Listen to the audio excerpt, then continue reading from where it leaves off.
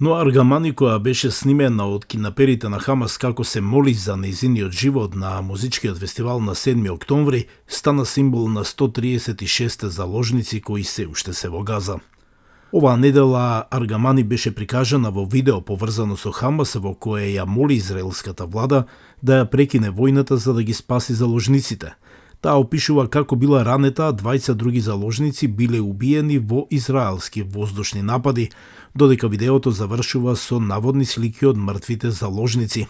Израелските власти велат дека видеото е пропаганда на Хамас на која не може да и се верува, но тие се обидуваат да потврдат дали заложниците всушност биле убиени од израелски воздушни напади или од киднаперите на Хамас. Запрете го ова лудило и вратете на дома кај нашите семејства. Додека сме уште живи, вратете на дома.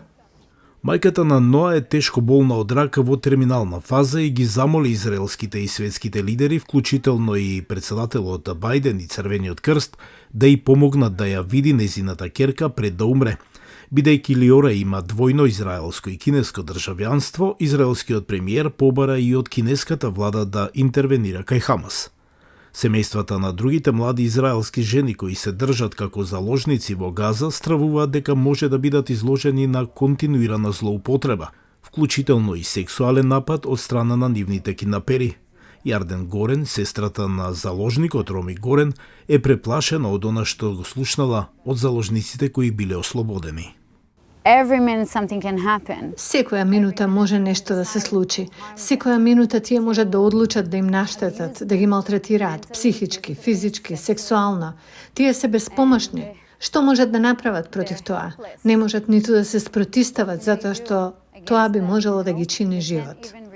Во ноември Хамас ослободи повеќе од 100 од првичните 240 заложници во замена за привремен прекин на огнот и ослободување на околу 240 палестински затвореници. Меѓутоа сега Хамас соопшти дека ќе има ослободување заложници само во замена за целосен прекин на огнот. Израелскиот премиер Нетањаху постојано изјавува дека Израел останува посветен на уништување на Хамас и на ослободување на заложниците, но некои членови на семејствата заложници велат дека тие две цели станале некомпатибилни. Околу 10 заложници беа прогласени за мртви во текот на минатиот месец. Нивните тела, останки, се уште се со Хамас. Не сакаме тоа да продолжи. Сакаме заложниците да се вратат дома.